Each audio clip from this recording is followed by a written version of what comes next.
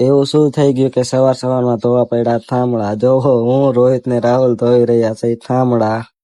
ત્યાર પછી થોડીક જ વારમાં આપણે તો કચરો સાફ કરવો પડ્યો. હેલો ગાઈસ, કેમ છો તમે? તો આજે આપણે જવાનું છે ખાટડી.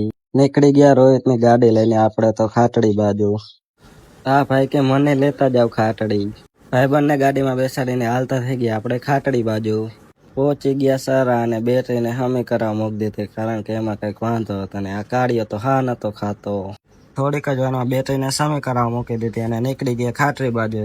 તો આવી જે વીરપરની ચોકડી, અહીંયાથી વળી ગયા ખાટડી બાજુ. ખાટડી બાજુ વૈરાતા તો આ ભાઈ હમણાં ઠોકી દેત ખોટિયાને રહી ગયા છે. ત્યાં આહીને વૈરાતા તો આપણને જોવા મળી ગયા ડોબા. રસ્તામાં ભાઈ ઊભી રાખી દીધી ગાડી, કારણ કે ડોબા જાજા હતા એટલે. થોડીક જ વારમાં આવતું રહ્યું સડલા ગામ અને સડલા ગામથી વળી ગયા ખાટડી બાજુ. આવતું રહ્યું ખાટડીનું બોળ અને વળી ગયા ખાટડી બાજુ. થોડીક જ વારમાં બાકા ચીકી બોલાતા બોલાતા આપણે પહોંચી ગયા છે ખાટડી અને જોવા મળી ગયું મેલડીમાનું મંદિર. ફાઇનલી ગાઈસ આપણે પહોંચી ગયા છે ખાટડી. જોવો તમે મેલડીમાનું મંદિર. હું, રાહુલ, સિંકીયો, રોહિત, અનિલ, જીવો, મારા પપ્પા, એમના મામા. આપણે આયા હતા મેલડીમાં તાવ કરવા, તો આપણે ધોઈને ખાવા વાસણ. રોહિતે લઈ લીધી એમની પોઝિશન અને બાંધવા માંડ્યા તાવો.